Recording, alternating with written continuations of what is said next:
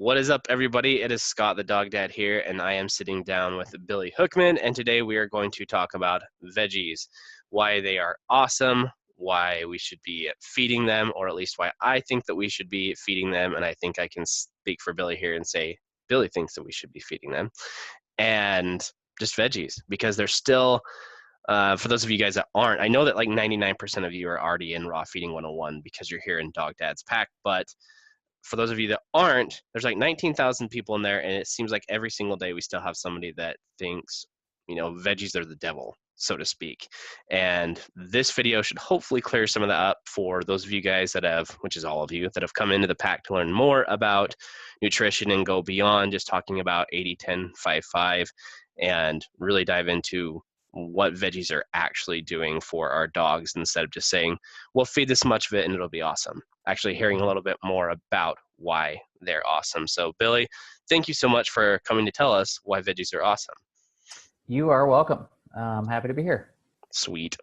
All right, now let's just dive right into it. I think that about 100% of the people that are in here already know who you are, but if there happens to be that one lone person that does not know who Billy is, can you give us a quick introduction of who you are, what you do, and why you think dogs are awesome? Well, I would say, part of the reason I think dogs are awesome is because my dog inspired my entire career. So that's a good reason. So she's really the reason I get to do what I love. I'm the nutrition science director for Answers Pet Food. So I do a lot in the company just generally because there's only about 15 of us. We're sold in 48 states. That includes our plant workers as well. So I do all the nutrition consultations because we have a lot of specific diets for specific health issues that we put out, and we work with a lot of sick animals. I work in formulation and research and development, marketing, messaging. There's a lot of sort of hats there. And then I guess outside of Answers, I guess I have a role in the industry. I have about to have 11 articles published in Dogs Naturally, and which is awesome. Yeah, thank you. And I'm on the board for the Royal Animal Health University as of, I think, a few months ago. And then I do a lot of speaking at conferences and about different, nutrition topics. So kind of a wide berth. To summarize, Billy's awesome and he knows a lot about dogs. That's a good summary. Yeah, I'll take it. All right, so let's dive into this thing because I really hope that, and maybe someday when it's an older video and it's not so new to the pack, maybe we'll publish this on YouTube just for the general public as well. But I hope that this video will shed some light on this whole veggie thing because it doesn't seem like the stuff that's out there is enough. But let's dive into it. It's such a weird thing to be divided on, or to be sort of emotional about, or to to really like hang your hat on. It's a strange argument. It really is. And I have to be, I don't have to be, I guess I could just completely lie and pretend that I wasn't, but I'm empathetic for it because I used to be one of those jerks in Facebook groups 5 years ago saying that, the reason that your dog doesn't want to eat the veggies is because they're a smart dog and they shouldn't be having it at all. Or criticizing the people that didn't want to feed it. So I can get it because people romanticize this thought about, wolves and dogs being these obligate carnivores and they don't need anything but animals. But then we look into, actual studies, actual information, and see that when we look at the stomach contents of, animals like wolves, that's not the case even sort of. So I have to empathize to a certain degree because I get where they're coming from and I understand the, romanticized place that they're coming from, but I have to keep asking this question of why we are so divided on it because of the information that we have access to so much more readily now, when it's so much easier to find, when we can look at the stomach contents that were found inside of wolves and look at the different studies between, this prey model fed dogs microbiome, this barf model will say dog's microbiome, and see the actual results of what's going on when veggies are added into the diet, or the fact that they're present at all. So I get where they're coming from, but Mm-hmm. I don't understand why we're still here. So I'm kind of with you there. It's an interesting thing to be divided on. But why vegetables at all? Before we dive into anything about whether it's whole, whether it's ground up, whether it's fermented, why are veggies awesome in a dog's diet? Why should they be in there at all? What are vegetables actually doing for a dog by being included in their diet? Well, I think the first thing you'd have to really truly look at is, and not just why, but why not? You have to look at the foundational, you have to look at the foundational principles behind why someone's objecting in the first place. And this is something I talk on, that is sort of a point of contention with me. I use a lot of philosophy in presentations I give. And because the first part of philosophy is critical thinking and how to, go through information and how to, put down a reliable argument to support your position. So the first thing is you have to look at what are even the objections, to begin with. So the first thing is wolves may, the argument might not be what, although I think this is not true, that wolves don't eat vegetables. Well, so what? What does that have to do with my dog? So wolves don't eat a lot of things that are available to dogs that we know are incredibly healthy. So here's, and what I'm leading to is sort of like, a logical fallacy here. So I would say this, the biggest, this is kind of parallel to an argument that people use not to incorporate raw dairy into an animal's diet, because they say dogs would never, out of infancy, dogs, humans, whatever, they never drink milk into their adulthood, and they would never get that in the wild. Therefore, it's inappropriate. But that's a philosophical argument. That says nothing about the actual nutritional value of what that milk could potentially offer, right? Right. And so, you can go ahead and disprove that, and by the way, this is just kind of an analogy, but you can go ahead and go ahead and disprove that by showing the research we've done with animals that have lived off of just raw milk and water for over 3 years and completely thrived. In fact, here's another good example of why natural is not always the best sort of position to take. There's what is it? It's not it's the coconut oil that they make for dogs. What is the I'm gonna kick myself because I can't remember. Anyway, one of the women who runs that, her dog is a liver shunt. We work with liver shunt animals all the time, and her dog. Is it the cocoa therapy? Something. Yeah, cocoa therapy. There you go. Great company. So her dog is a liver shunt. We work with animals with liver shunts all the time, and we know the more dairy that they consume, the better off they're going to be in terms of digestibility. Her dog for years has been living off of our fermented fish stock, our milk, and coconut oil, and is completely thriving. And that's its entire diet. So, which would just break so many people's brains, and probably just did when they heard that. So in nature, that would never ever happen, but that is certainly the right thing for that dog. And we have animals, in that same case. So you can't just appeal. The logical fallacy is called the. Now that's totally going to go right over my head in terms of the actual name of it. But it's essentially appealing to nature and saying what is natural is necessarily good or not good, right? Yep. Good or bad, or making that judgment. But that's not necessarily true. And you could say that with all types of food ingredients, right? Dogs in the wild don't eat spirulina. That doesn't mean that doesn't mean they're not absorbing nutrients from it, right? Right. So you have to look at that. And then you have to also look at the fact that typically when people make that argument, they're making another mistake. And that mistake would be, okay, you're saying dogs don't eat vegetation in the wild, or wolves don't eat vegetation in the wild. Your dog doesn't eat what a wolf eats in the wild. Okay. Right. There's, when I see a diet, and again, I don't want to disparage anyone, because if you're feeding your dog a raw diet that is only meat inclusive, it's better than a processed diet. It's better than, I would rather have the person continue to do that.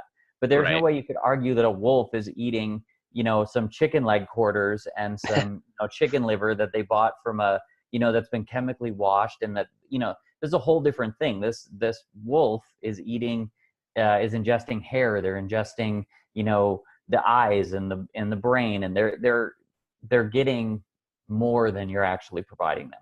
So I would argue at the very base of it, we're trying to take a modern food system and then apply the healthiest possible diet that we can. So I would say that instead of making an objection based on what a wolf eats in the wild, let's make an assessment of every food ingredient and look at the positives and the negatives. And if the positives far outweigh the negatives, then that's something you might want to feed your dog or cat, right? And that's specific to a lot of dogs as well. Now, the one thing I think we can draw from that conclusion in the very beginning is macronutrient profiles, right? We know through, I know because I work with animals all the time who are dealing with chronic health issues that are caused by diet, right? That dogs should be eating, high fat, high protein diets with a little bit of carbohydrates, right? Or moderate protein and high fat with a little bit, but the common thread there is a smaller amount of carbohydrates. But that certainly doesn't mean that they're not, just because there's a small amount of them, it doesn't mean that they're not, necessary or, advantageous to feed. Right. And one thing that I think that people often either never knew or forget, something that I didn't know until I read, or I should say listened to. I'm horrible at reading paperback books, but I listen to audiobooks like crazy. Listened to a book called How Dogs Work, which was kind of looking at dogs from a biomechanical standpoint, looking at them as these little biomechanical machines, and why do they do this? Why do they do the stalk? Why do they behave this way? Why do they play? These kinds of things. And one of the things that they talked about was wolves. And one interesting thing was that a large portion, and I think that it was something crazy like 75, 80% of wolf pups never make it past adolescence and into, what we could call breeding age or adulthood. So I think that that's an important factor to keep in mind when we're talking about, well, because wolves do it, we should automatically do it. Because if we're looking at it that way, 3/4 plus of them are never even making it to their first year and so on. So just because the wolf is doing it doesn't necessarily mean that it's a great idea for us to be modeling, because there's tons of them dying from starvation and disease. And not that any of that is necessarily diet, but I think that it's important to remember that just because the wolf is doing it doesn't mean that it's perfect. They're not this almighty perfect creature. Well, and then you'd have to say you could create your own model. What if you went out into a wolf population and introduced big bowls of raw milk in the area that they were? My guess would be that they would drink them. So it going back to that, it's kind of it's sort of I don't know what it is. I think when people object to something online, they should really go into every post that they read saying, I could be wrong about this. You never want to go into something thinking you're sure and that you have the answer. That's the unscientific point. Now, there are going to be times you're right, but there are definitely going to be times you're wrong. Let me tell you about a time I was wrong. So Billy was wrong about something. I don't believe it. Don't tell Kimberly that. It's fake news. So this is for my own dog personally, and my wife, will hold this over my head till the end of time because I think she was the one that figured this out. So I endorse bee pollen as something that is a positive thing to feed dogs, right? Okay. I've written about it in part of an article in Dogs Naturally. I really like the premise of it, right? It's reproductive food. It's a very alive raw food in terms of enzyme activity and bacteria, and it has a very broad nutrient, base. It's very nutrient-dense food. In my own personal dog, and I did that for, years. And for my own personal dog, the first time I did a milk diet, which was to, only feed her milk for 30 days, which I am in the middle of right now, and the second time of doing that, I was able to clear up a yeast issue I didn't even know she had, right? All dogs have some red under their eyes, right? And especially brachiocephalic dogs like I have. But I noticed when I did this milk diet that flat-faced breeds, right? Yeah.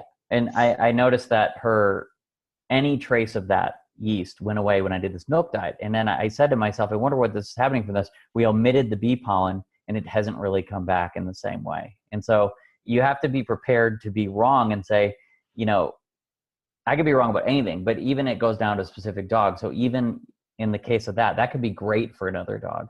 It just didn't work for mine specifically. So I think, going back to the basic premise philosophy of how you should approach these conversations is I might be wrong. and I probably am about most things. And what was it that was causing this? Why was bee pollen causing yeast issues? I think it was just too high in carbohydrates, because there are some, it's not exactly high in sugar, but there are, it's high in other carbohydrates. And so I think that she was just slightly sensitive um, to having, because essentially, if I was mixing in some other type of vegetation or whatever it might be, I think she was just having a slight bit sensitivity to even that much. And I'm talking about small dog. I'm talking about, less than a teaspoon per meal. So, Because you have a giant dog, right? No, I'm just kidding. He has a she's little a tiny huge, pug. she's a huge 13-pound dog. Oh So, man, that's crazy. How do you contain that monster? yeah, exactly. But we can also talk about what's good about plants too. Yes, yes, we can. Yes, we I totally can. avoided your question, so I apologize for that. No, you're good. Um, I think that is a really good way to come at it, is the why not part. Because Mhm. today, this is a good example. Today, not 30 minutes before we hopped onto our call, someone commented on one of my YouTube videos saying, no pork. And that was all that they said, was no pork. And I asked them, okay, go ahead, elaborate. Let's hear what you have to say. Mhm. And I find it so interesting that the majority of the time when somebody goes on a huge rant online about why something is bad, and you don't immediately just get into an argument with them, which is the wrong way to go about it, and you ask, okay, I would love to hear more. Can you show me where this information came from? It's just crickets and silence. Mhm. So I think that that's a really good way to approach it. Like, okay, I hear you. Why do you think that veggies are bad? Where is that coming from? And Well, unfortunately, as much as I love Facebook groups, because that's how I'm sitting here today, a lot of what people say is only because they read it in a thread somewhere. yeah. Well, and I can tell you right now, just as a side note, I mean, we've been selling raw pork, be it fermented, but fermented raw pork for 10 years and haven't dealt with any issues. And there's a reason why that's true, is because the reason why people are so afraid of pork is because it used to be legal. It's still legal to feed pigs garbage, but it used to be legal to feed them all garbage as their entire diet. And of course, a pathogen outbreak happens when an animal is literally eating garbage for its entire diet. And pig Right. farming is absolutely terrible. So, I'm someone who only eats pork if it's raised under a certain, condition.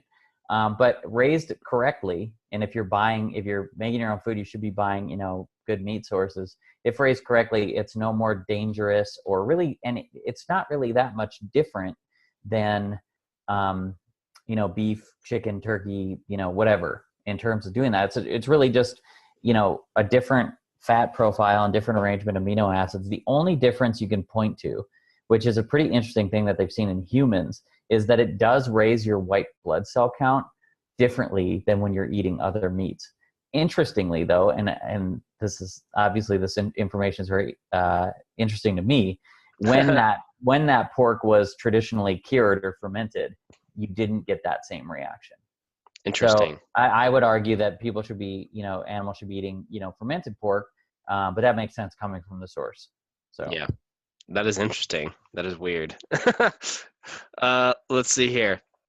Okay, so then let's talk about the good parts. Let's talk Okay. about the good stuff. Why are veggies good? I don't care whether it's whole, whether it's ground up, and that'll lead into our next question. Whether it's fermented, what are the good things that veggies are doing for their dogs, and why bother? Yeah, well, here's the best thing to point to, in my opinion. And so me and my boss Jacqueline. So anytime you see sort of an Answers nutritional decision at this point, it goes between us three, right? So, like, for instance, I want to exactly elaborate into what it was, but we all have we have an open discussion about what we should do. We all get a vote in that, right? And sometimes I get outvoted, and other times I don't, right? But we obviously have fundamental disagreements about things. And Jacqueline, I have place a bigger emphasis on plants than Jacqueline does. But this is something that Jacqueline and me can both agree on, because we can look at how dogs have done on Answers food. So the thing that people maybe don't realize is that, we can notice a lot of trends based on the fact that we're feeding hundreds of thousands of dogs, right, over 10 years, right? We're in the business of actually making food. And Right. so um, we have two varieties. We have a straight formula, which is no vegetation in it. And we also have it's kind of a limited ingredient diet. And we also have a detailed formula that has a small, albeit a small amount, it's about 7% vegetables with about a 2% carbohydrate content. And so we've just noticed over 10 years that animals on long-term diets typically always get more regular digestion with a small amount of vegetation added. Be it, let's say they're doing our straight formula, eventually they move to adding their own vegetables, and or they just do our detail formula and they're getting that vegetation there. We've just noticed that they've had less digestive problems, over the last 10 years with I would say a pretty large sample group there. So fiber is probably the number one thing. I was just going to say, so is it because of the carbs? Is it because of the fiber? And you're saying the fiber content from the veggies. Absolutely. You just get, there's just a very, and it depends on what you're doing, but, there's just, you need that insoluble and soluble fiber. They sort of act as I've heard it described as like essentially like a shower drain that you have like the thing that stops the hair from going in, but then you have the hair, and that's kind of what stops up the actual, right? It's what creates the water, coming up around your feet. And both of those fibers kind of act in that way to catch that, right? And so that I would say is the first thing, and the thing that really every dog needs, in my opinion. Gotcha. Awesome. Which, oh, go ahead. Oh, I was going to say, but there's more. But if you have something to say about fiber, then. No, I was actually moving on, but if you've got more to say, please go for it. Oh, I mean, yeah. I mean, when you talk about, and the other thing too with fiber, and if you get into like fermented vegetables and things like that, the thing before when you were talking about that wonderful smell that you get from fermented vegetables, and there's for a those lot of you that are confused, we're talking about before we actually hit record on the video, yes. when we were just talking previously, and we'll get there to that awesome smell. So that's something that's called acetic acid, which forms from fermentation, and this is non-plant as well, be it kombucha or whatever, but that's been shown in studies to limit or slow down your blood sugar from rising, and so these are ways that you can improve digestion just doing that. And then you look at the other parts of it, and you can look at, you can just you could take 10 minutes and just look at some of the studies that Rodney Habib has put out, in adding some of that vegetation to processed diets, and say like, okay, we know that there's actual clinical evidence for this, but also, and that's really because of the phytonutrient part of it. Plants work as detoxifiers, and really in humans and in dogs and cats as well. The problem is, so typically you have animal products that you want to provide your fat and your protein, right?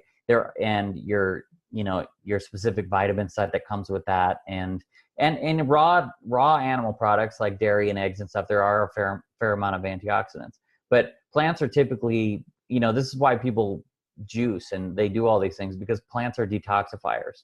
So as long as you're using plants for the right thing. So if you're using plants for, let's say, just fiber, and then you want to add some phytonutrients and antioxidants, that's a great thing to do. The problem is when you run into a diet where you're trying to use either of those things for the wrong reason, where you're trying to use plants to get your fat or your protein or something like that. That's where we've seen people run into issues. And that's why you see, all this, if I get sent that article about the heart issues with grain-free all the time, right? I get that all the time, and I understand it, and I'm happy to work with people on that. But this is where you really run into problems. So there is a very unique set of phytonutrients and antioxidants that are found in plants that I think not only is there clinical evidence for, but are highly, highly beneficial. It's just really about sticking to low carb options and, preparing them properly. I love that. And so this is getting into what we talked about last month in the pack, which was every month we talked about the vitamin of the month, the mineral of the month, an amino acid of the month, the supplement of the month, and so on. And we talked about vitamin A last month, and it being an antioxidant. And so one of these things that people are getting from dogs are getting from plants as far as antioxidants go is these types of vitamins and minerals and so on, correct? Yeah, well, vitamin A is a little bit different in plants, though. Oh, So, really? yeah, so vitamin A in its animal form is different. That's a fat-soluble vitamin, right? That's stored in fat tissue. Now, vitamin A from a plant is actually not vitamin A. It's a precursor to vitamin A. It's called beta carotene in that case. There's a few different ones. So your body has to take that beta carotene and make the vitamin A. And turn it So, into retinol, right? yeah, into the fat-soluble version of it. And your dog's body is not efficient at doing that. So, Interesting. and also in humans, the other interesting thing is you need fat to initiate that process. So if you're eating carrots and it says, 5,000% of your vitamin A, there's 0% of your vitamin A, unless you like dip those in some butter or something like that. But then you'll be getting your vitamin A anyway. But and that's the other thing too is, when you're feeding your organ content, you're feeding your animal products, you want the vitamin A to come from that, right? But the Right. but the beta carotene, which is the coloring in carrots, is a good antioxidant, and you also don't want to have a dog's body, because a lot of things in nutrition can be kind of hold over from human to dog to different rats to you can, a lot of these things are kind of like a bit cross species, and this is kind of a human example, but this isn't exactly with vitamin A, but it's something a little bit different. So you've probably talked about different omega-3 fatty acids, and the different types and how they convert into other types, right? There's a largely plant version of that called ALA, Mm-hmm. and then there's EPA and DHA. And if you're consuming a lot of ALA, your body can then convert that into EPA and DHA. But what they found in humans was that if your body does that too much, because the human body isn't meant to always make that conversion, that commonly forms a mutation that leads to cancer. So with dogs and cats especially, what you want to do is give them the most easy to digest foods for that specific purpose. So again, for plants, it would be detoxifying, and for protein and fat, it would be animal products. Basically making the body go through as little steps, as few steps as possible to get the end result that it's looking for. Instead of converting ALA to EPA and DHA, just giving them EPA and DHA. Exactly. Well, Yep. sources of those things, not the. Yeah. Food sources. Always food. Food is in my good opinion. stuff. Food is good Yeah. stuff. We actually had a conversation last night, or I should say I had a conversation last night with Ronnie Lejeune from Perfectly Rawesome about how whole foods are just awesome and synthetics scare us. Well, yeah, I mean, they just don't work because they're chemically different, right? And so we always go back to that, and it's very interesting to me because we're so formula based, as feeders. There's a lot of spreadsheets out there and stuff, and they say you should have X amount of this, vitamin or something like that. And people are so scared, but they're not thinking about bioavailability. Yeah. Right. So you take something again, obviously I reference raw dairy a lot, but you take something like raw dairy and you look at the, not only, moisture state that those foods are in, and also the amount or the bioavailability of those things, a little is going to go a long way in terms of that nutrient. So that's why you can go back to that example I brought up of animals living for years on just milk, because you don't need to have as much of X if X is in a more bioavailable state. And so I always, one of the through lines of all my articles for Dogs Naturally is always food over supplementation, because we just don't know enough to be able to make, nature at this point. Yeah, no. And on that vitamin C thing from last night, what you're talking about, the bioavailability factor of it, because your dog can, let's say that they're absorbing vitamin C at this rate, but then something happens to them and they go through some sort of super stressful period, and all of a sudden they're not as able to absorb, whatever term you want to use there, vitamin C, because they're in that extreme state of stress. At least to my understanding, and correct me if I'm wrong. Yeah. And I would like to point out before she leaves that I have the coolest wife because she's currently eating raw egg yolks in my kitchen. So I'm just going to throw that out there. So you should be doing that. You're sick, but I didn't say that out loud. So anyway, yeah, I mean, I think that that's totally relevant as well. And it goes down to being about just the dog, generally just the specific dog and, Right. and how they react to certain foods and nutrients. And that's, and sorry, we're kind of veering around, not just talking about plants, but it is what it is.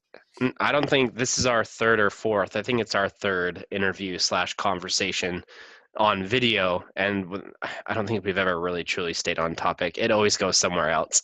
I always try to push it back to the original. So plants. Yeah, plants are good. But on that note, though, I do think that it's important to bring back something you mentioned in a previous podcast, or not podcast, whatever you want to call it, but video, where you said you can't know these things that we're trying to know to a lot of degree, which brings a lot of people. I've had people comment on that and say that it's brought them a lot of comfort because they're trying to be neurotic about it and, balance to the milligram, and like you're driving yourself up the wall. You're driving. Oh, good. Well, I'm happy to hear that, and I'll tell you what.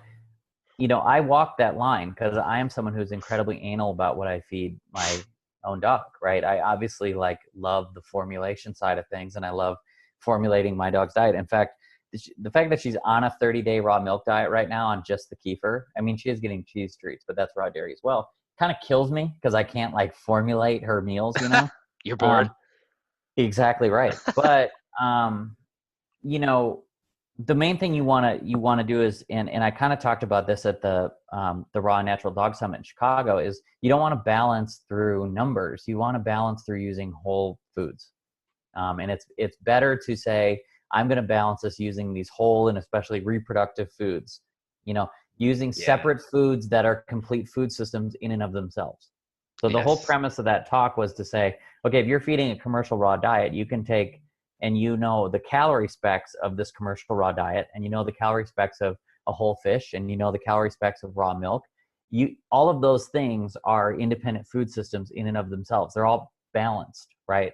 Not only just obviously in something like calcium and phosphorus, but balanced just generally in nutrients.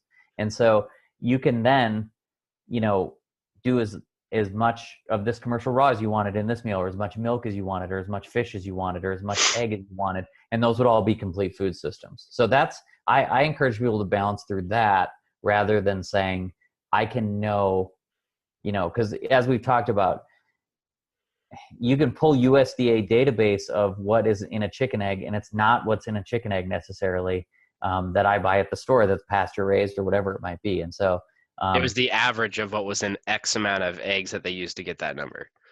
Yeah, and we know nothing about those eggs, right? And so, and it's especially true in animal products. I mean, if you go to the store and you look at the average that they're probably using for beef, and you get, like a 30-to-1 omega-6-3 ratio, people are like, oh, you need to add omega-3 to beef. Well, if you go, there's this wonderful restaurant and burger. They have a fancy restaurant, which is where I go for every special occasion. And then they have a burger restaurant, and it's called Bel Campo in LA. And they have a farm, and they raise all of their own meat, right? It's 100% grass-fed beef. They raise they have eggs, they do a lot of stuff.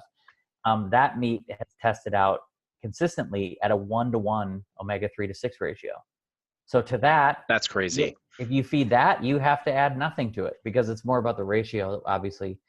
So that kind of stuff matters. So, I would encourage your listeners to buy the highest quality, most appropriate version of any food that you can, be it eggs, meat, whatever.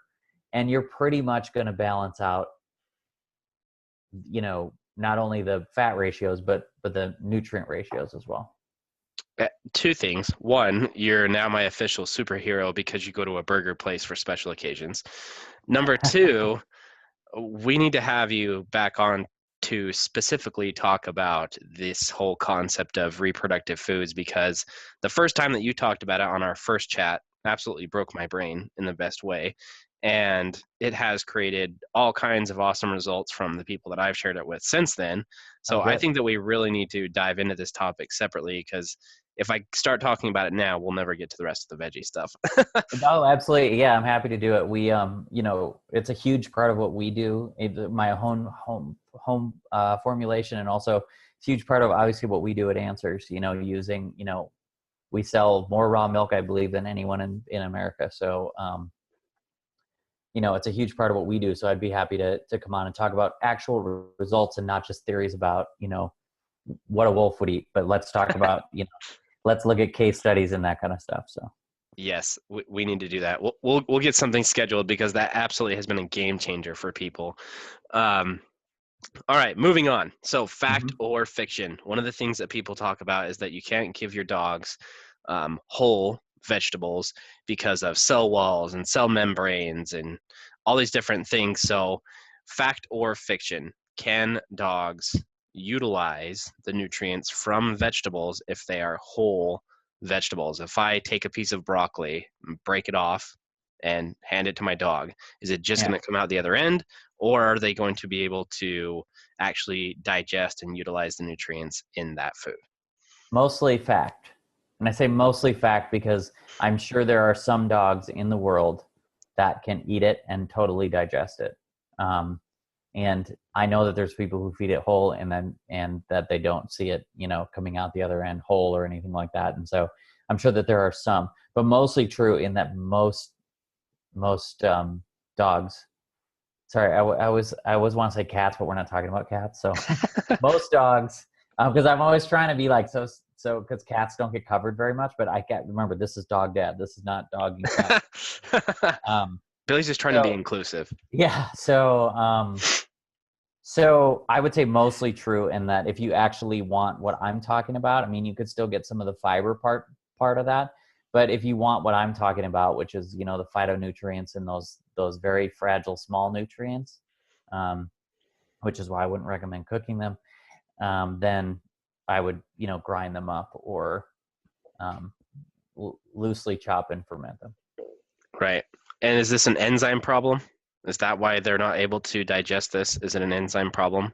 Yeah, it's a digestive system problem. It's an enzyme problem. It's just they're meant to eat mostly, it's that they evolved eating mostly animal products with typically a smaller amount of vegetation.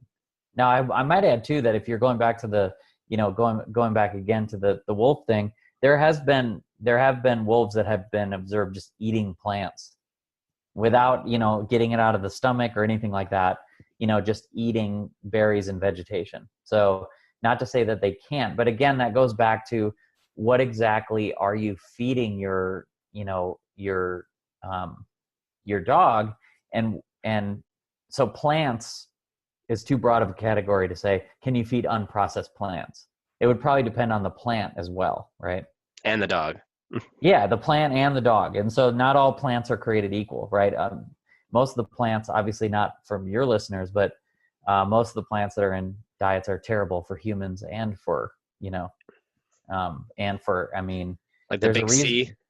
Yeah, there's a reason why even in humans, in order to properly digest grains, it's recommended that you soak or ferment or soak and ferment them Right. because of all those anti-nutrients. So not all plants are created equal either. Super interesting. All right, because that is one that has been passed around for years. I mean, that's one that's been there since day one, that I got into my first raw feeding group, 9-10 years ago. Mm-hmm. And people talking about the cell wall and cell membranes, and dogs can't digest it anyway, so why are you bothering, et cetera, et cetera. So they can digest it. I mean, it's wrong to say that dogs, you'll see that dogs can't digest vegetables. That's just untrue. And so, it matters. So again, it goes back to like everything. You have to take the specific kind of vegetation you want to feed your animal and say, how was it processed? What food state is it in? What are the typical, what are the advantages to feeding this specific food? And does it outweigh the thing? So what I want people to do is take less of a broad category of, are plants good? And say, does this specific one make sense for my own dog? I love it. I love it. And this one really quickly, because we covered this in our last video that's on YouTube that you guys can go and watch in the Dog Dad channel. But what is fermentation and why is it superior just to, say, grinding up your dog's vegetables, whatever it happens to be? What makes fermentation, what is it and what makes it so special? Why is it preferred? Why does Answers do it? Well, fermentation is the pre-digesting of food by bacteria. So it's a pretty simple premise. You inoculate food with bacteria, with good bacteria. You allow that bacteria to grow, and it takes up all the space. So in the case of just general fermentation, it's a food safety method. And so because there's a certain amount of room within that food, so you're filling it up with good bacteria, and none of that bad bacteria can grow. And then the second part of that is it makes everything easier to process and digest. So being that it's all pre-processed by bacteria, you're going to need less calories to perform the same metabolic functions. We see this with people feeding less of our food, for instance, than homemade diets typically, and or other commercial raw or high pressure pasteurized diets, right? And then also all of those bacteria let off nutrients, specifically B vitamins and enzymes that are not going to be not present in those foods. So it's essentially the same action that you get in the gut of an animal. So all of that food's being pre-processed. And what happens when you open up, why do people say feed tripe for probiotics? Because it's full of lactic acid bacteria.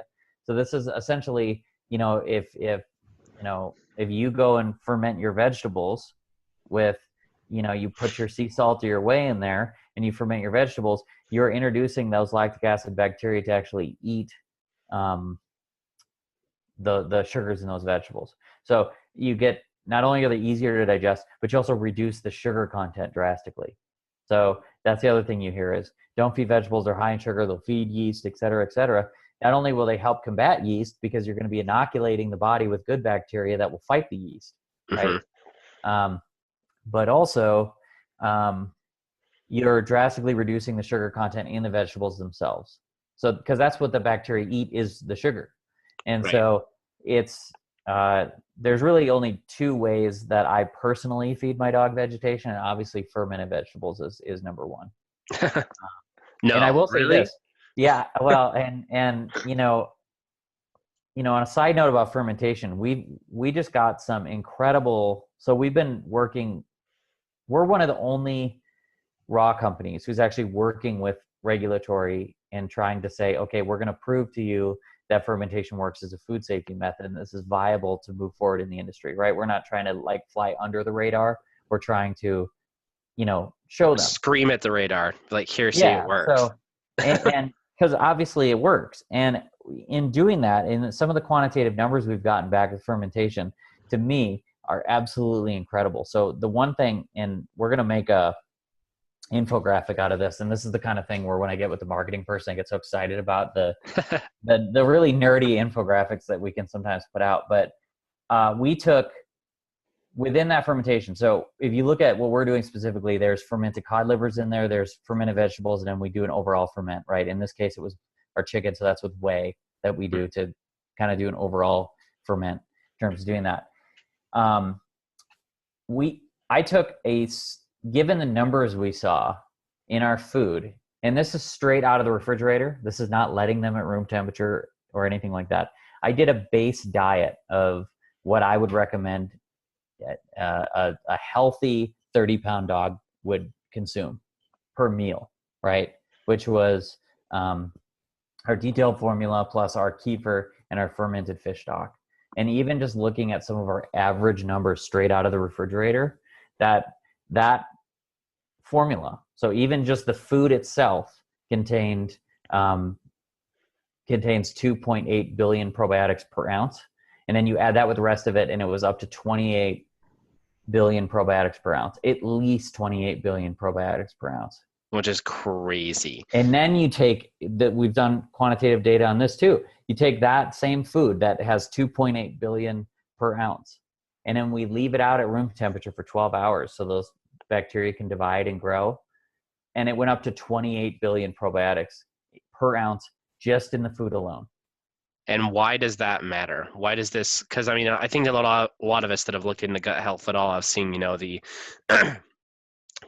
probiotic formulas on the shelf at the store, and it's like, oh, there's 7 billion in this one, and there's 14 billion in this one. And why does that matter?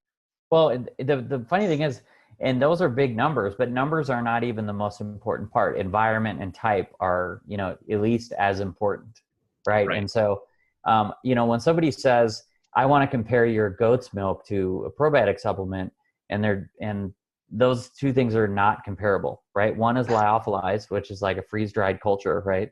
And you put it in your stomach and then it's supposed to work effectively and wake up. The other one is living in a food environment wherein 1/3 of that food product, i.e. milk, is not digestible by the animal consuming it because it's specifically for the bacteria to thrive in the actual gut, right? So these are two different things. And so I would say the biggest difference between, why we've been able to sort of become a company that has thrived while not doing almost any marketing, really, really not having very much money. Being awesome is marketing.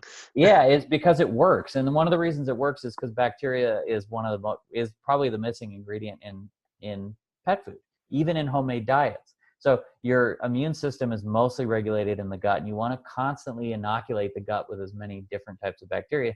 And not only is it going to help with your immune system, but it's going to help so your body's not in a constant state of inflammation. I'm actually speaking at the Raw Roundup for Dogs Naturally in March, and I'm doing a thing on specifically really for home raw feeders. It's I believe the name of the topic is yeast, why eliminating carbohydrates doesn't always work. Because it doesn't. And I work with animals all the time where they are consuming no carbohydrates and their microbiome is still producing yeast. And so you just got like everybody's attention, I think. And so the deal with that is, it's the difference. It's the reason why our products work so well. And that's the kind of thing, going back to the plant part of it, that you want to introduce into your dog's diet. And by the way, it's not very much. I mean, the amount that I do for my own dog, essentially I feed my dog our cat food because it really contains very, very little vegetation and I can play with it more. And I feed her half a teaspoon. She's 13 pounds. She gets half a teaspoon of fermented vegetables or really finely diced up sprouts.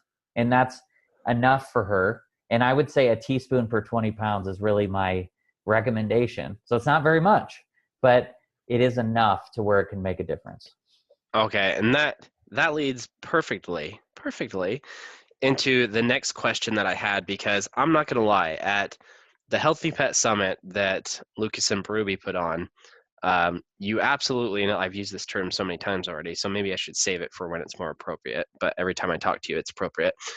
You broke my brain when you started talking about the amounts of fermented veggies that you recommended, because we hear a lot about, feeding 5%, feeding 7%, feeding 15% up to, 25% veggies. And when you started talking about these recommended dosages in the teaspoons, I'm going, wait, back the train up. Because when we're talking about dogs that are being fed, 1.5 pounds of food every day, these 75, 100, 180 pound dogs, and we're talking about teaspoons worth being adequate dosages, it just, it blew up my brain. So that is my specific question, which you kind of already answered, but diving a little bit more into the dosages and why such a discrepancy there? Why have we heard for so long that, feeding 5 to 25% of veggies, but now we're hearing that with fermented veggies, it's, teaspoons. Well, by the way, that 120 pound dog would get 2 tablespoons because that would be 6 teaspoons. Right. Just throwing that out there, but still not very much, right? A tablespoon per meal. I mean, it's really not, if you feed your dog twice a day. It's really not that much. And it's really just because, again, for me, for for all the research we've done and all the animals that we've fed and all the animals I deal with every single day, I mean, a good portion of my job is sitting in coffee shop. It's a very specific coffee shop, actually. It's called Dinosaur. It's down the street from me. And I live in East Hollywood in Los Angeles. But is sitting on my computer and dealing with animals that have chronic health issues from diet, right? And using our stuff to do that. And so for my money, animals, again, it goes back to really our formulation. Animals need fat and protein in equal amounts, in my opinion, and then a very small amount of vegetation. And a little goes a long way with that. And you'll see that not only in your dog's stool, but also, you know, just in the other measurable factors as well, you know, in terms of overall demeanor and those kinds of things. And so dogs need, you have to pair that, the fact that plants are a good thing to add with the fact that I would posit that dogs need a low carbohydrate. So if you're doing 25% vegetation, there's no way that could be low in carbohydrates. And so it really just depends on that. So I'm kind of pairing those two things together and saying, what have we seen our best results with? Now, you know, our formulation 7% vegetables, but those, again, and it's also different. I mean, even if you're adding more fermented vegetables than that, they're different because you're eating the sugars pre-giving it to your dog.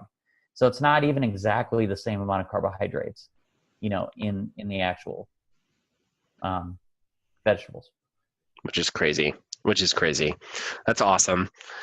Which is, I think, something that some of the large breed owners out there, or, you know, pet parents, would have given Rodney's recent post about, I can't even remember, it was the New Yorker or whatever it was, but you know, owners, pet parents, whatever, of these large breed animals like Mastiffs and Great Danes, that's good news, because most of the time when they hear about things that they have to feed their dogs, they're like, great, there's another 20 pounds worth of stuff that I need to find in the budget somewhere this month. So that is awesome news. Yeah, you know, that's why I think, you know, as I may have mentioned on some of these, I'm always trying to get my wife to move to a farm. And I told her, we have to get a big dog because I get free answers for any size dog that I have. So I'm like, it would be a crime if we didn't have a huge dog that I could feed for free. So I'm like, but yeah, I mean, it is, like I said, necessary doesn't mean you need a lot of it, is a good way to think about vegetables, right? A little goes a long way. And by the way, I like fermentation. So, and you could do it at home, or you could buy them at the grocery store. The nice thing about fermented vegetables is, even if you buy them at the health food store, they last forever, right? They last 6 months, whatever, in the fridge. So you can just keep them in there and keep feeding them, so you're not wasting any of them. And the other thing that I like to do for my dogs specifically, and I wrote an article in Dogs Naturally about the different life stages of plants and what they can actually offer nutritionally. So I kind of went through the life stages in this way. I said, you know, seed is birth, and then sprouts are kind of like adolescence, and then you have your adult plants, and then you have your dead and decaying plants, which are fermented plants. Right. And so for my money, there's 2 ways to do it: fermented plants and sprouts. Think of sprouts in the way where the really cool thing about sprouts is it's the first 2 weeks of a plant are its most nutrient dense. And the reason why is because it's physically growing more than it will ever grow, right? It's coming out of that seed and it's sprouting. And all of that energy is tangible. It's actual vitamins. It's measurable actual vitamins. So you're talking about all of the vitamin and antioxidant content of those plants going up by, in some cases, even 500 times in these sprouts. It's crazy. So especially if you have a small dog, what I do is this, and it only takes me, I would say 2 minutes. So the other thing that I do specifically, which I would recommend to people, is this is a great way to feed your animal food that's never been frozen. Freezing is the best way to preserve food and keep it in a raw food state, right? But that doesn't mean everything has to be frozen. You are slightly changing some, you know, you are damaging it slightly within the freezing process. So same thing, what I love about vegetables, you can go get a jar of fermented vegetables, keep that in your refrigerator, and then it's never actually been frozen. It's 100% actual fresh food, and you don't have to worry about it going bad. Now, what I'll also do is I'll go to the store and buy, organic sprouts, and I just take out, a little pile of them, and then I just finely dice them into a paste, and it takes probably just a minute. So if you keep dicing them smaller and smaller, they'll become like a fine paste, and then I add that to it. So I either do sprouts cut up in that way or fermented vegetables. I think they're the most efficient way to do it. I love it. I love it. And that leads into my next question, and we're almost done here. And I let you get back to watching your wife drink raw egg yolks. No, she's gone. She's at work. I do have to go walk the dog though, so that's an important. It is, and that was our challenge for last month, was walking your dog every day. So see, everybody, Billy's doing it too. So that's a big part. Who was I talking to? I was talking to. I can't remember who I was talking to, but one of the things to think about is, in my opinion, real quick, there's like a three-legged stool to taking care of your dog. The first one is nutrition, which is completely controllable. The second one is exercise, which is a big deal. Aging dogs, when those joints give out, you need to have a lot of muscle there to keep them going. Because what's one of the big reasons why people have to end up putting their animal down? Because they lose their mobility completely. Exercise is incredibly important, right? And then the third one I would say is you go into the more holistic modalities like chiropractor and those kinds of things, where you can also see a difference there. But I love nutrition, and I make sure my own personal routine. I'm very lucky in that I get to work from home. So when I'm actually, I travel a lot, but when I'm actually at home, I make my own schedule completely. And so, I can walk Lua, kind of whenever I want to, which is nice. And I realize everyone doesn't have the leisure to be able to do that necessarily. But Lua gets at least 48 miles a month, which is 1.6 miles a day. And the only reason I know it's 1.6 is because I walk her up to the coffee shop and back. So I can track that along. And for a 13-pound dog, that's pretty good. So that's kind of the best I can do. Yeah, for those little legs, it might as well be like 30 miles. Exactly right. So, and she's doing great. So I love that. Yeah, that was exactly my point last month when we talked about the walking your dog every day challenge that came from an interview with Ronnie Lejeune from Perfectly Awesome, who I've never met before. And you need to, because I'm just throwing that out there. I've never met her, so you need to. She's. I don't think she's been to any of the conferences, any events, anything like that. She is just epic behind her computer, and I've been trying to kick her in the butt for the last year to get out in front of things more. And luckily, she's got a lot going on, though, right? She does, but the world needs more Ronnie. We'll just put it that way. The world needs more Ronnie. She's got really good. One thing I will say, she's got really good. I'll be on Facebook or something like that, and I'll see her promotional stuff come up and all that, for her stuff. All that looks great. And I think she does most of it herself too, because she has a background in graphic design and website design. It all looks great. So I don't know if she will see this, but Ronnie, nice job on that. So. I don't know if she'll see it either, but I'll tell her if you want to, go and check out this thing, Dog Dad's Pack, and you can watch this video while you're talked about. But I wanted to ask you, because you were just talking about being able to put it into the fridge. So let's just take this right here, that this is my first homemade round of fermented veggies. So it's going to be done, with its 20-day period, we'll call it. I don't know what the actual word is for it, but I don't even know. But it'll be ready on the 16th, we'll say. Mm-hmm. And how long can somebody what is your deal? What is your deal? How long can somebody realistically put something like that in the fridge once it's done? It goes through its fermentation process in room temperature, and you stick it in the fridge. Is it 6 months? Is it a year? Is it literally forever? When do you get from the point of it's good fermented, good bacteria to holy crap, this thing's been in here way too long and we're looking at concern? It's not, you don't really have to be concerned unless you see mold or something. Okay. You'll physically see an issue with it if you're gonna. Here's what I do personally. I aim to use it in 6 months, mm-hmm. And that's just because I might want to do something different, and I get bored doing the same thing all the time. So I used to aim it in 6 months, but I would say I do. You'll see an issue, so you don't have to really worry about it going bad. But I would aim to use it within a year. Mm-hmm. And smell is not one of those issues because it's just going to stink anyways, right? Yeah, I mean, you could start to smell very badly if it did go bad. But the thing about it is, you have to realize that when you're introducing those cultures, like when you introduce a salt and it, it fills up with lactic acid bacteria, there's just no real room for those other cultures the bad ones that you don't want to proliferate. And so you don't really have to worry about it. Which is awesome. Which is It's the awesome. same thing with kombucha. It's like, and we should do one of these on making your own kombucha, but it's the easiest thing to make and ferment in your own home. And it's the same deal. I mean, if there was ever an issue with it, you'd know about it. And there you go, everybody. Billy has now officially agreed to come back on twice.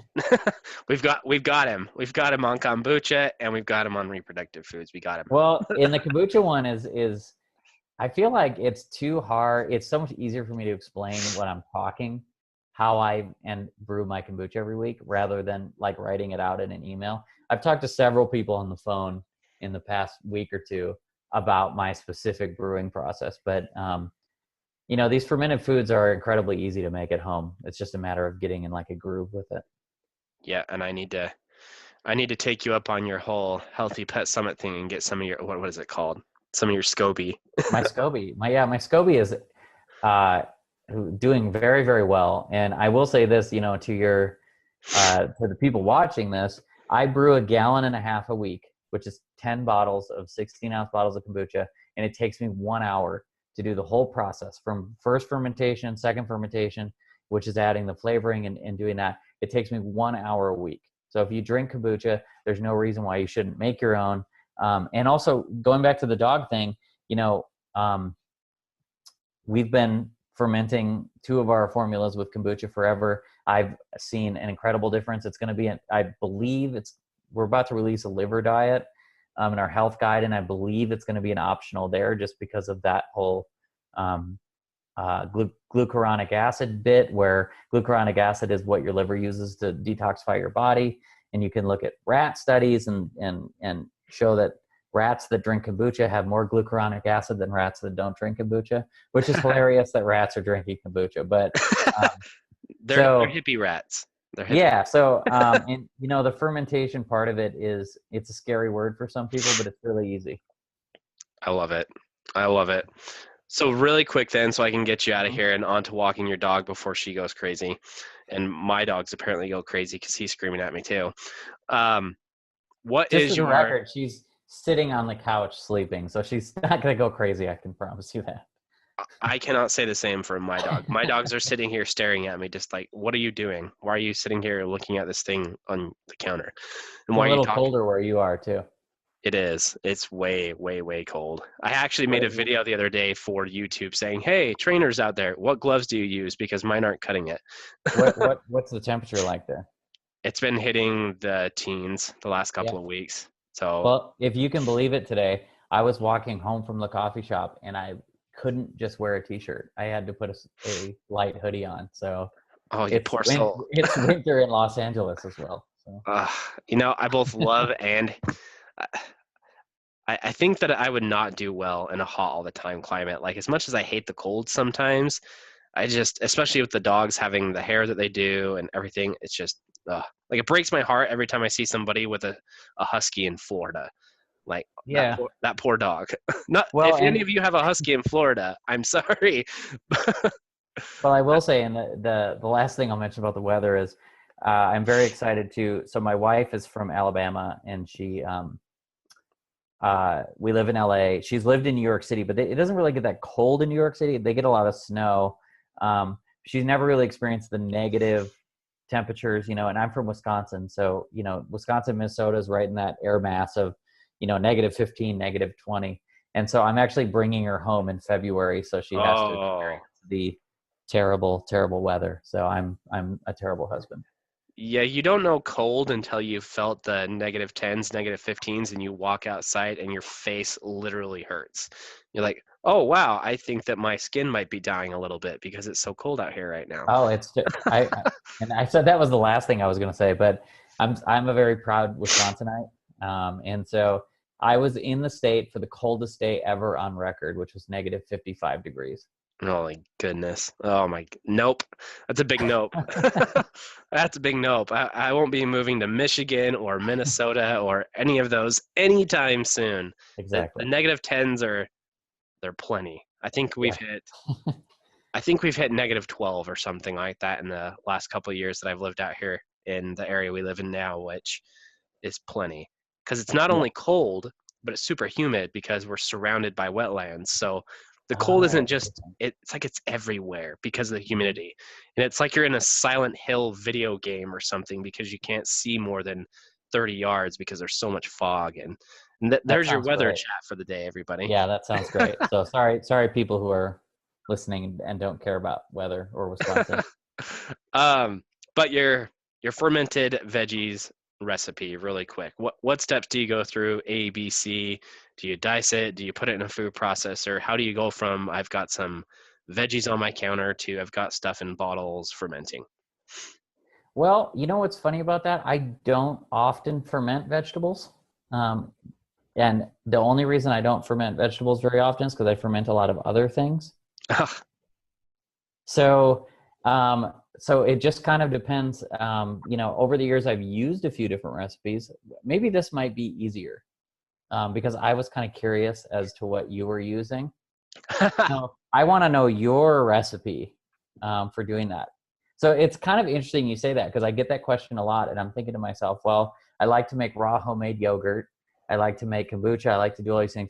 And then there's other times, you know, oddly enough, there are times when I don't want to do or talk about nutrition things and or fermented things. I don't And believe it. so I don't believe just it. to save myself, I don't ferment vegetables that often. And so I would like to know what your recipe is. So the recipe that I used was the recipe that Kimberly Gauthier, for those of you guys that don't know, runs the Keep the Tail Wagging blog. And I used the recipe that she featured in one of her articles from Canine Ascension. So I have to give credit to Canine Ascension for making this recipe because it was super simple to follow. And it doesn't matter if you're on Google or if you're directly on Facebook, if you just type Canine Ascension Fermented, you'll find the entire public Facebook post that she made that goes over the entire thing. Oh, Super, cool. super simple, which was, and I hope that I don't miss a step. And she recommends, and I'm not sure exactly why, so I won't pretend to know exactly why. It's probably just so you don't get overwhelmed doing it your first round. But recommend starting with just cabbage Okay. because it's one single ingredient and it's super easy. And so if I remember correctly, the necessary ingredients were the cabbage, obviously, itself, uh, Celtic sea salt or Himalayan sea salt, and you didn't need very much of it, hardly at all. Mm-hmm. Um, I think we're talking about in the teaspoons here. Yep. And I think that was it, but I feel like there was one more ingredient. So if you guys go and look at this and there was one more ingredient, I apologize. I mean, Uh, that's all you need, though. I mean, there could be another ingredient, but that's all you really need. The other thing you could think about adding to that too is whey. there you Um, go. so that's another very traditional food source that people have been fermenting with for a very long time. So you can either replace the salt with whey, or you can do both. We do both. When we ferment or when Samuel, I should say, ferments all of our vegetables at his farm, he's using whey, and we have big bags of the Selena Naturals Celtic sea salt, the same one that goes in our food. Um, And this is just to kickstart the fermentation process, right? Yeah, it's just I mean, the lactic acid bacteria will develop just from adding that sea salt in there. However, if you the whey is really just more of a kickstart because it really it comes with all those like uh, something to think about when we make our raw cheese. We take the cheese and we get the whey for free, and we use it to ferment some of our foods and stuff. But even the cheese itself has 2 billion probiotics per 0.2 ounces. So you're just talking about with the whey, you might get a kickstart, and it might actually work faster for you at that. Because if you introduce more bacteria and they start to grow, you might actually, be able to get a stronger, like what I'm trying to say is, how long did you say, and this was before we were recording, or maybe it was during, but how long did you say your ferment was going to go for? 20 days. Yeah, so you might be able to work that down if you start to inoculate it a little bit more, where you could actually get it in a little bit less than that. It's kind of um, comparable to like when you brew kombucha, and every time you brew kombucha, a new layer of SCOBY grows. Hmm. And so mine's probably, this thick right now. And eventually you have to kind of, you essentially have to start taking some layers away. But if you have this many layers, as opposed to, just a tiny one layer, it'll ferment faster, obviously, because it's, introducing more bacteria. So you're supercharging it. You're putting your fermented veggies on steroids by adding whey, basically. Yeah. And you should if you want, I can send you some of my SCOBY. I'm gonna I, say yes. I'm saying yes yeah, right I said, I believe at the summit in Chicago, I believe I said to Kimberly that my SCOBY was the best SCOBY on earth, and my boss took offense to that. But I still stand by it and say that I'm a huge my SCOBY actually includes the Answer SCOBY, because I got a piece of the Answer SCOBY and put it on mine and let my SCOBY envelop that SCOBY. So it's kind of a big deal. My SCOBY is a big deal. I'm just gonna throw that out there. And I genuinely need to get on making my own kombucha, because I drink kombucha now on a daily basis. And I'm telling you guys, buying the GT stuff, it tastes amazing. It's awesome, but it is not cheap. I mean, it's like $3 a bottle. But it makes you So feel so good, right? it It does. becomes addicting because Life changer. yeah, and No each one of exaggeration. those in my dosage on kombucha, which I wrote an article in Dogs Naturally about, again, going back to my favorite thing, which is, those teaspoons. It's 1 to 2 teaspoons per 20 pounds. But even in that 1 to 2 teaspoons, you're talking about per teaspoon at least 100 million probiotics and good yeast in those two. And you may be saying, well, if I take a supplement, it's a billion. But then again, you have to think about the environment it's in. So Right. and that goes to as well a great way to introduce tea to your animal, because we know, for instance, that my dog actually came over here. I'm going to get her. I think she's made an appearance every time. She never comes over on her own. So are you ready for your walk or what? So she got up and she was like, aren't we supposed to be going somewhere? You've got that woke up from a nap face right now, girl. Yeah, she's very not excited, as you can tell. So, but with the kombucha, it's a great way to add tea to your dog's diet and not have that, because one of the really cool things about that is that there's a lot of things in science that happen and we don't know why in nutrition science. And it's really cool when we have a starting point and an end result and we don't know why something happens in the middle. And kombucha is one of those things. We start at A every single time. We end at Z every single time. How do we get there? I don't know. But we exactly. So when I brew my kombucha, I brew it specifically to what my wife likes flavor-wise. So that's 7 black teas, 1 green tea bag, right? And I make this 1.5 gallons of sweet tea. That sweet tea is starting out with a good amount of caffeine, right? And then you take all of these companies that produce kombucha and they're measuring all that caffeine before it goes in. And then after all that's metabolized by the bacteria, there's almost no caffeine. And no one knows how that metabolizing works. It's kind of a beautiful thing, in my opinion. I don't know. It just is. I can't tell you why, but it is. And it's kind of like a plant. I really think that and you see how I went back to plants here? It's kind of like kombucha is kind of like a plant, because you're getting the same nutrient profile. You're using it for antioxidants, right? You're using it for, that good bacteria. You're using it for those vitamins. So it's kind of, I would almost consider it like a plant. And even if you're feeding think about it, even if you're feeding the SCOBY itself, that's more plant-like, obviously, than animal-like, because it's that colony of yeast and bacteria. So yes, it really is some amazing stuff, and no exaggeration, it really was a game changer from day one. Like, I do not feel right anymore if I have not had my kombucha for the day. It's amazing stuff. exactly, and your dog can feel the same way. Yeah, you hear that, Oris? You want some kombucha? And maybe that's the one. If that's the only plant you want to feed your dog, then they'll be better for it. Yeah, there you go.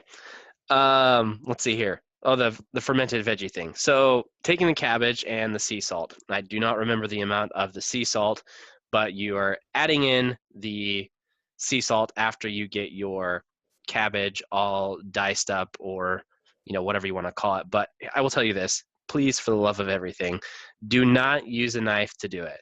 I am a big knife person. I just like them. I like using them. I like sharpening them, partially because I'm a raw feeder, partially because of all these other things. But I was like, I'm just going to do this myself. I don't need a food processor or anything like that. And it took forever. Yeah. Just use a food processor to get it down, because you're trying to get it down to teeny tiny, I don't know how well you can see, but teeny tiny little pieces. And after you do that, you get into a big bowl and you add in your sea salt, and you try and mix it in really, really well. And you leave it for 20 minutes. And this is, paraphrasing here, but leaving it for 20 minutes and coming back to see if it's making its own puddles, making sure that it's starting to excrete moisture. And if it's not, adding in a little bit of water and coming back 20 minutes later to see if it's doing that. Once you get to that point, you are, and I missed one part already, taking a couple of layers of leaves off of the cabbage, whole leaves, before you dice it up. Then you put all of your stuff, all of your cabbage, into jars, or there's all kinds of specialty jars that have little burp valves and all kinds of stuff in them, but I just used a mason jar. And putting that in, putting in your top layer of the whole leaves that we took off before dicing it up, and then some kind of weight on the top, whether that's a plastic bag filled with water, whether it's the glass weights, whether it's ceramic weights, something to keep the actual cabbage, the vegetables, seeds, whatever it is you're using, underneath the water or brine line, to make sure none of it's being exposed to the oxygen. And the other important thing that I remember was making sure that you try and pack the vegetables, seeds, whatever it is, tightly into the container, because you don't want a lot of dead airspace in the container.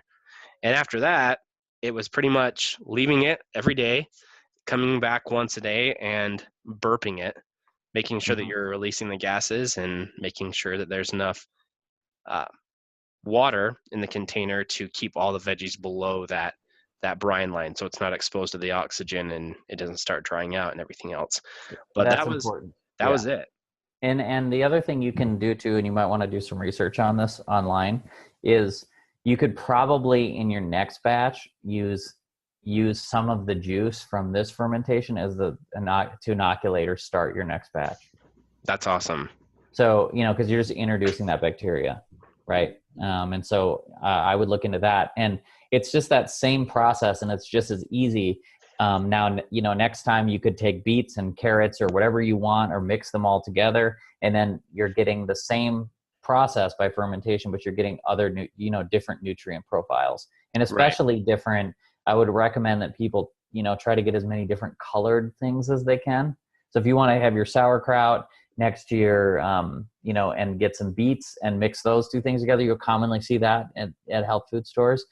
You're getting different antioxidant pigments in those products, so they have different colors. So you can use that same method that you just said to really ferment any, especially with what you're doing, like beets and sauerkraut and those kind of like, a little bit higher sugar things. But I mean, you could get really into it and start fermenting, sprouts, or, but start where you're starting, because you don't want to overwhelm people right off the bat. But and this is my gateway ferment. I'm all about, I'm going to be doing seeds next, and it's all coming. There's going to be tons of stuff because it's so easy. There's so many benefits to it. Absolutely. It's just about adding bacteria and leaving it out at room temperature. So, which is such a funny thing to say, like, yeah, just give them some bacteria. Yeah, absolutely. All right. Well, I will not keep you too much longer. I want to ask you one very quick bonus question, only because I have it written down here, and it has nothing really to specifically do with veggies, but I know that there's a lot of people that are here in the pack now that may come into the pack later that are trying to carve out their own little piece of this whole dog's nutrition, whatever you want to call it, space, whether they're making YouTube channels, whether they're making Instagram accounts, websites, whatever it happens to be.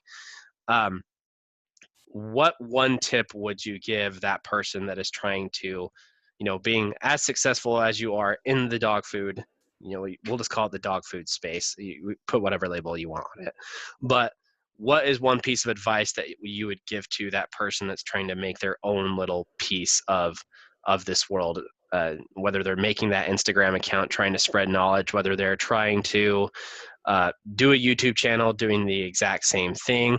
What things have you learned along the way? If it's one tip of going from before you got into any of this to now being the man that everybody knows attached to Answers Pet Food, what is one piece of advice you would give to that person trying to carve out their own little piece of the dog nutrition space and sharing knowledge?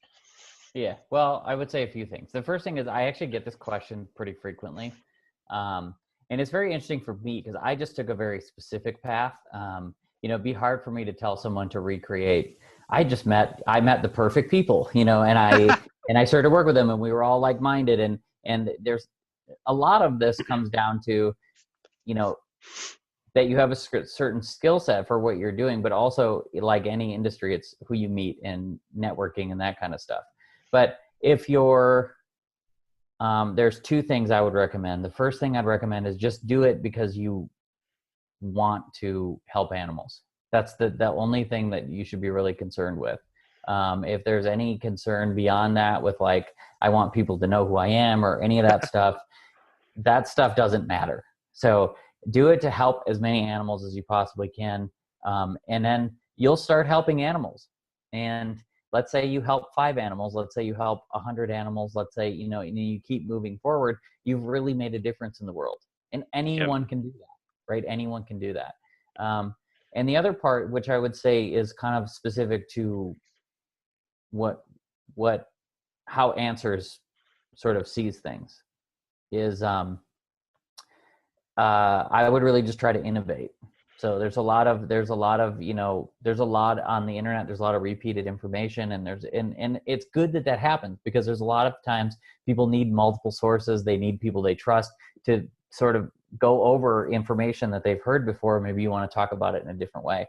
But I do know at Answers Pet Food, we've always tried to look at things completely differently. One of the things, and sometimes I forget that because we just kind of operate in our own little bubble.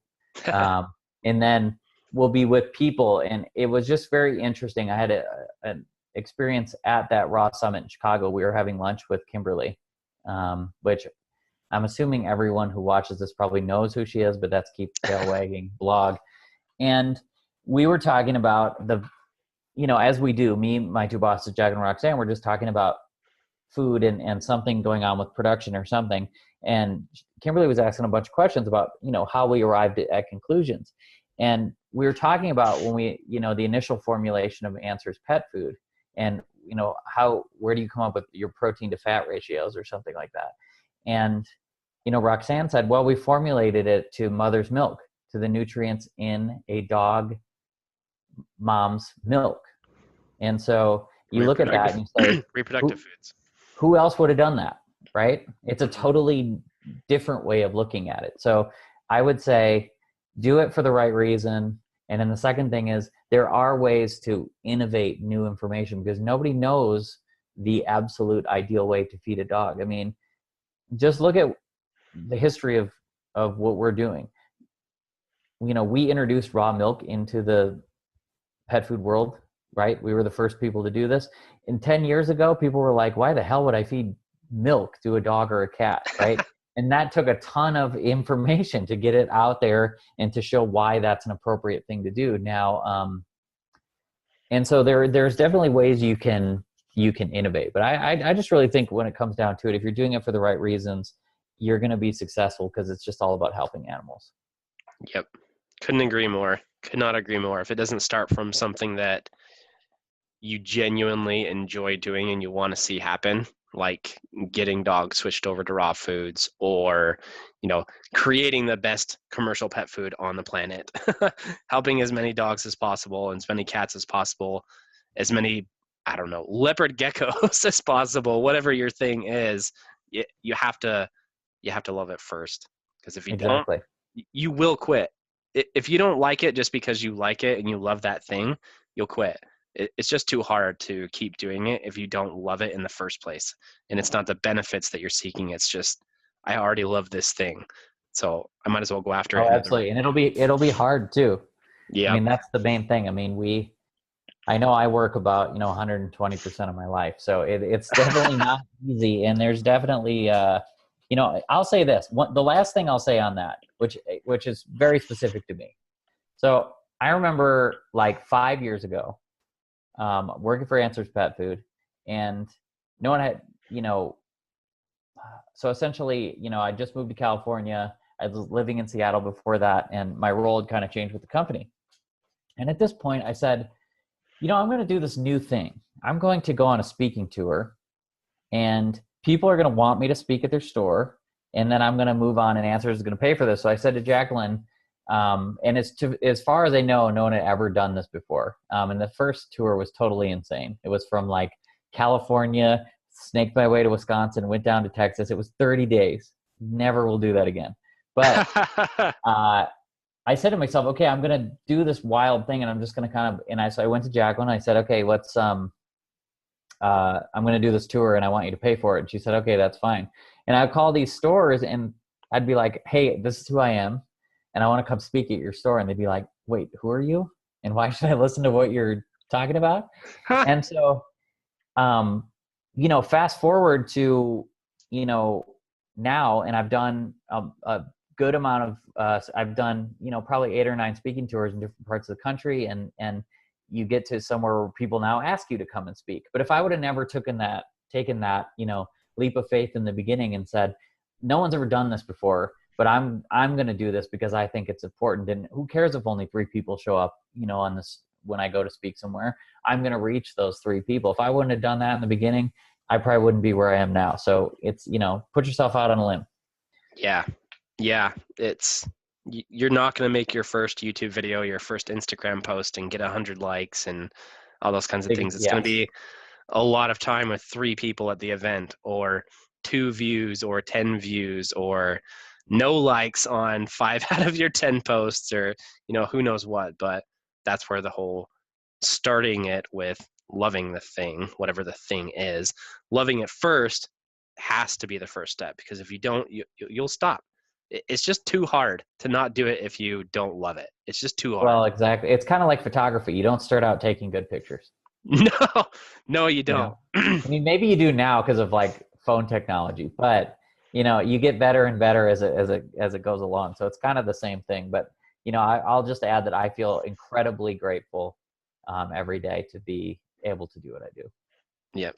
And you're able to be there because, to be blunt, and I can swear because this is just going in my group, because you worked your ass off for years, because that's why you're able to be as grateful as you are, is because you worked your ass off for years to get to where you're at.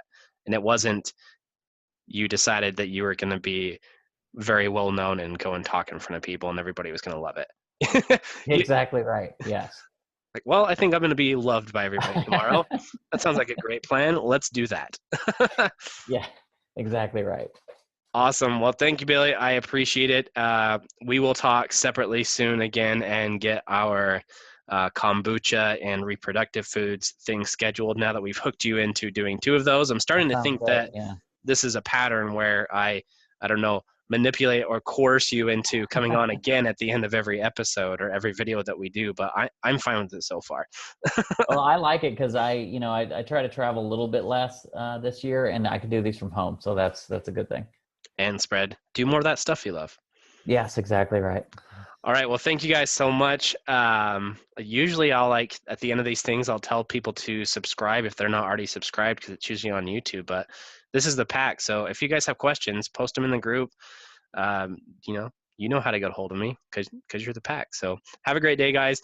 I will let you know when this kombucha and reproductive foods thing will be live. I don't know if it'll be January's content, if it'll be February's content, but it'll be sometime soon. So thank you, Billy, again. And cool. I don't really have a good way to end these things because it's not YouTube. So I love you guys all for loving your dogs this much. And thank you, Billy, again, because thanks for the opportunity. Appreciate it. Our world would not be the same without you. So thank you.